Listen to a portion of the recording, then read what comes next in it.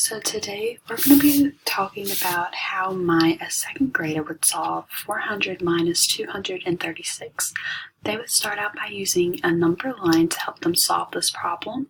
They're going to put 400 on the far right side of the number line because whenever we use subtraction on a number line, we're going to move from left to right.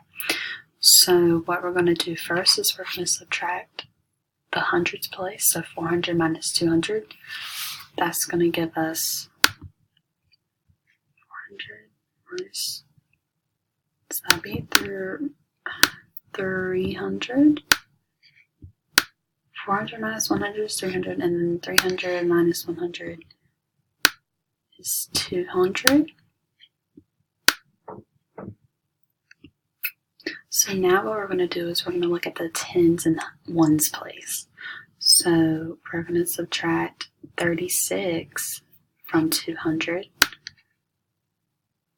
Actually, no, we're going to subtract 30 from 200 to make it a 10 number.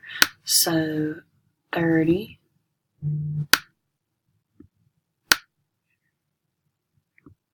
so that's going to give us actually 170 because 200 minus 30 is 170, and then from there we're going to subtract 6 because of the ones place. So we're going to go 1, 2, 3, 4, 5, 6. And that's going to give us 164.